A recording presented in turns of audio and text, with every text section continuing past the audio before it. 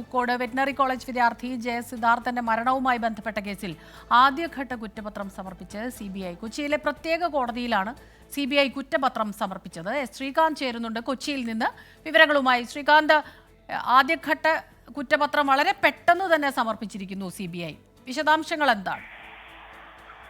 CBI case ഏറ്റെടുത്ത് തൊട്ടു പിന്നാലെയാണ് സ്മിത ഈ കേസിൽ ഇപ്പോൾ കുറ്റപത്രം സമർപ്പിക്കുന്നത്. ഇതിൽ ഏറെ പ്രധാനപ്പെട്ട കാര്യം, പ്രതികൾ ഇപ്പോഴും ജയിലിൽ തന്നെ തുടരുകയാണ്. ഇവർ ജാമ്യത്തിനായുള്ള ശ്രമം തുടങ്ങിക്കഴിഞ്ഞു. ഈ കേസിൽ പ്രതികൾക്ക് ജാമ്യം കിട്ടുവാനുള്ള സാധ്യത പൂർണ്ണമായും അടയ്ക്കുകയാണ് CBIയുടെ ലക്ഷ്യം. ഇതിന്റെ ഭാഗമായാണ് ഈ കേസിൽ കുറ്റപത്രം ഇപ്പോൾ സമർപ്പിച്ചു കഴിഞ്ഞാൽ സ്വാഭാവികമായും ജാമ്യം തടയുന്നതിനുള്ള എല്ലാ അവസരവും CBIക്ക് ഉണ്ടാവുകയും ചെയ്യും. ഇതുകൂടി മുൻകൂട്ടി കണ്ടാണ് ആദ്യഘട്ട കുറ്റപത്രം നൽകിയത്.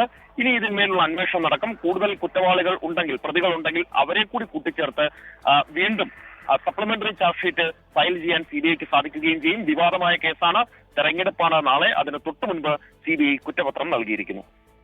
ശരി, ശ്രീകാന്താണ് കൊച്ചിയിൽ നിന്ന് വിവരങ്ങളുമായി ചേർന്നത്.